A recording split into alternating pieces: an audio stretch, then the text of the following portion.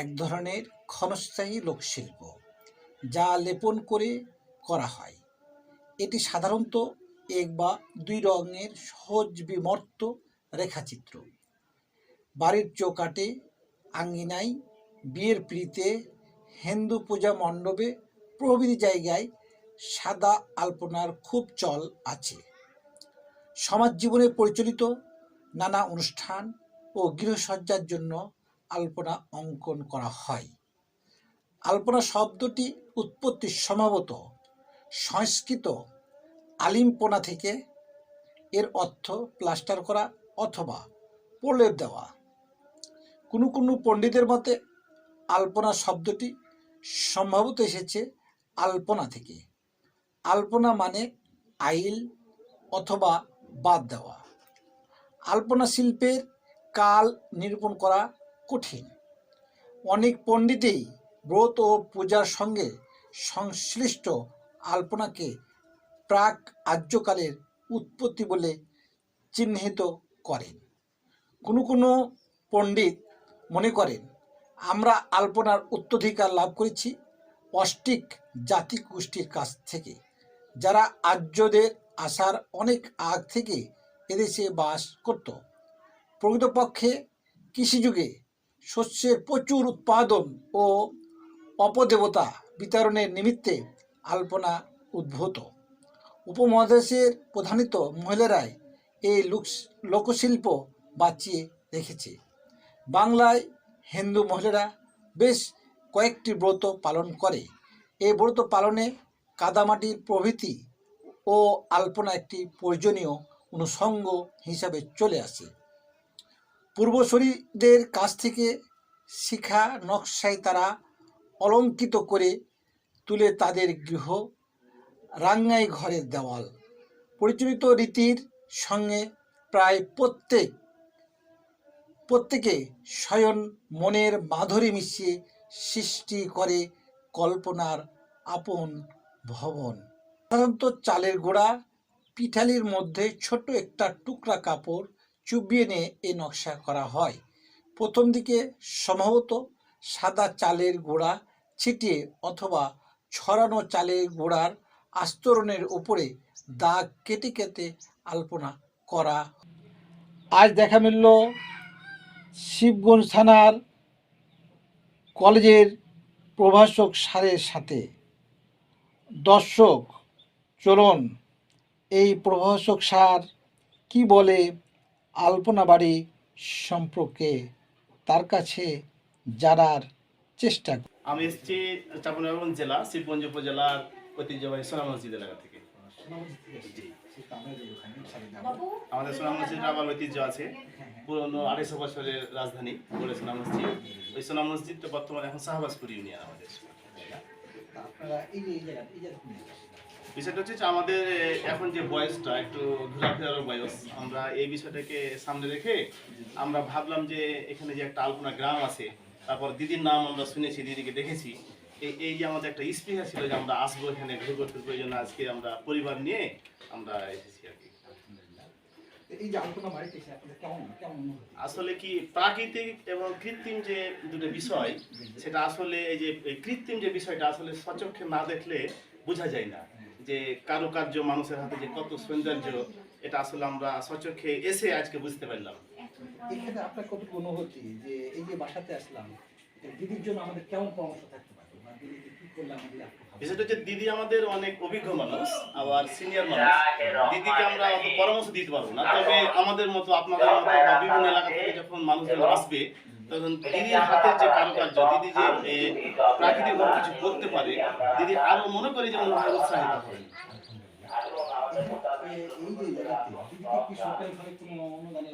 তবে হ্যাঁ, আমরা সচেতন মানুষ হিসেবে, শিক্ষিত মানুষ হিসেবে এটা চাই যে দিদি যে কারুকার্য, দিদি যে মানুষের সৌন্দর্যের জন্য অনেক কিছু করতে পারে, সরকারি পৃষ্ঠপোষকতা আসলে আমি মনে করি দিদি আরো সামনে দিকে এগিয়ে যেতে পারবে এবং এলাকাবাসীর জন্য, তদুপরি এই নাচলের জন্য অনেক একটা দৃষ্টান্ত হতে পারে এবং সামনে আরো ভালো কিছু করতে পারে আর কি। দর্শক শ্রীমতী দেখুন বর্মন দিদির কাছে তার আলপনা বাড়ি সম্পর্কে জানার চেষ্টা করি।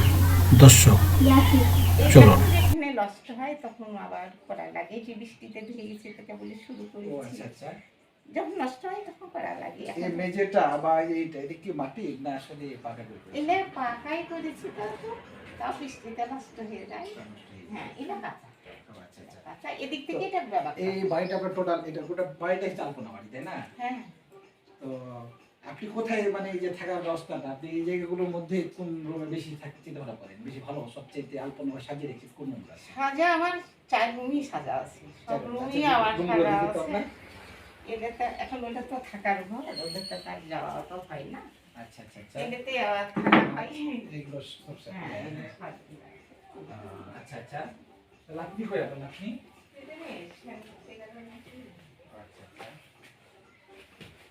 তো যাই হোক দর্শক, আমরা আমি ওই তো পুরস্কার পেয়েছিলাম অনেকেই। আমি আচ্ছা, কি পুরস্কার পেয়েছেন দেখি? পুরস্কার পাওয়া, আমি ঢাকাও পুরস্কার নিতে গেছিলাম। এদিকে অনেকে পুরস্কার যে পরিদর্শন খাতা আছে আমার। এদিকে আসো তো, এদিকে।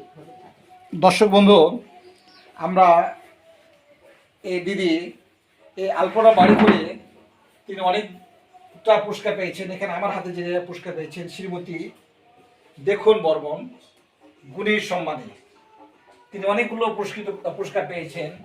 সেটা হচ্ছে এখানে একটা দেখতে পাচ্ছি আমরা, শিল্পী দেখুন বালা বর্মন, এটা হচ্ছে বারোশি তেরা। আমি আরো দেখতেছি এখানে অনেকগুলো পুরস্কার সেন। হ্যাঁ, বন্ধু সভা সম্মাননা 2021।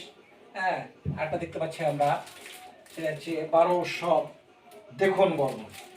হ্যাঁ, সেটা একটা আমাদের এখানে আসতেছে নাচল সাংবাদিক অ্যাসোসিয়েশন, সেখান থেকে সে একটা পুরস্কার পেয়েছেন। সেটা হচ্ছে আর একটা, সেটা হচ্ছে সে একটা এখানে সে পুরস্কার দেখতে পাচ্ছি আমরা সেখানে। হ্যাঁ, সেখানে বলছে জেলা শিল্পকলা থেকেও একটা সে পুরস্কার পেয়েছেন। অসংখ্য ঢাকা থেকেও মেডেল পেয়েছেন। দর্শক বন্ধু, আমরা এই দিদির বাসাতে যে আলপনা বাড়ি করার পর থেকে তিনি অসংখ্য আমরা তার এখানে দেখলাম সে পুরস্কার পেয়েছেন। হয়তোবা তিনি আরো চেষ্টা করছেন। দিদি আর কি তার চিন্তা ভাবনা, আপনি কি এটাকে আর বাড়ার চিন্তা ভাবনা করছেন না কিছু করছেন? চিন্তা ভাবনা কি করা যাবে, এখন তো দিন দিন বয়স হচ্ছে। এখন আমি তো অনেকই পুরস্কার পেয়েছি। আমি ঢাকাও গেছিলাম, আমার আশা ছিল, ওখানেও আমি মেডেল পেয়েছি। হ্যাঁ, 1 লাখ টাকা পেয়েছি, এটার সঙ্গে মেডেল পেয়েছি। সেখানে সেটা পেয়েছেন? হ্যাঁ, শুধু পেয়েছেন কি যে আলপনার বাড়ি করার লক্ষ্যে পেয়েছেন, হ্যাঁ, আদার্স অন্য কোনো কাজ করার জন্য? না না না, আমি আলপনার জন্য পাওয়া। আমার বাড়িতেও হয়, বাইরেও হচ্ছে। আমার বাসার জন্য 21টা সোলার লাইট দেওয়া আছে, গোটা আস্থা দেওয়া আছে। আস্থাটা ভালো ছিল না, আবার আস্থাটাও করেছি। তো যাক, আমারও ভালো হচ্ছে, গ্রামের বড় গ্রামের ভালো হচ্ছে, তাই না? গ্রামের নাম ছিল আপনার সুবাদে এই যে গ্রামকে মানে বিশ্ব অর্থাৎ সারা বাংলাদেশ চিনছে প্রায় বিশ্ব এখন চিনে ফেলছে। হ্যাঁ, অনেক রাষ্ট্র থেকে বিদেশিরাও আসে। এটাই যে আমি বাসা থেকে তাদের দেখতে পাচ্ছি, তাদের সাক্ষাৎ পাচ্ছি, এটা আমি সৌভাগ্য মনে করি। অনেকে পুরস্কার পেয়েছি। তো এটা আমি তো আগে যখন আমি আলপনা শুরু করেছি তখন তো আমি এটা কখনো ভাবিনি। এটা আমি এতটা পরিচিতি লাভ করি। হ্যাঁ, আমি এটা হলো যে শখের বশতই আমার আলপনা শিখা। আমি যখন যেটা মাথায় আসে তখন সেটা আমার কোনো দেখাও নাই, কোথাও আমি আলপনাও দেখছিলাম না। এটা মনের আকারই আমার আঁকা। মনে যখন যেটা আমার মনে ইচ্ছা হয় যে আমি এটা আঁকবো, সেইভাবেই আমার আঁকা। তো এই আলপনাটা একটা হচ্ছে আমাদের পুরাতন, আমাদের যে বাংলা সংস্কৃতি রেখে ভেসে আসছে না, উঠে আসছে না এখানে, অবশ্যই, তাই না? হ্যাঁ, সবাই আসে দেখে। দর্শক বন্ধু, আলপনা বাড়িতে এক দর্শনার্থীর সাথে দেখা হলো। তিনি খুব আনন্দদায়ক, তিনি একটা গান গাইতে চাইলেন। মনের আনন্দে সে একটি গান পরিবেশন করলেন। দর্শক, তার কাছে গানটি শোনা হোক। মায়া বনো বিহারিণী, মায়া বনো বিহারিণী হরিণী, গহন স্বপন সঞ্চারিণী, কেন তারে ধরিবারে করিপন অকারণ, মায়া বনো বিহারিণী, মায়া বনো বিহারিণী হরিণী, গহন স্বপন সঞ্চারিণী, কেন তারে ধরিবারে করি পণ অকারণ মায়া বন বিহারিণী চমকিবে ফাগুনেরি পবনে বসিবে আকাশ বাণী শোভনে চমকিবে ফাগুনেরি পবনে বসিবে আকাশ বাণী শোভনে ঘন দিবে সমীরণ অকারণ দূর হতে আমি তারে সাধিব গোপনে বহু দূরে বাঁধিব দূর হতে আমি তারে সাধিব গোপনে বহু দূরে বাঁধিব পরশ করিব কোন প্রাণ মন অকারণ মায়া দর্শক, আজ এই গান শুনতে শুনতে শেষ করলাম। অন্য কোনো পর্বে অন্য কোনো কোথায় দেখা হবে।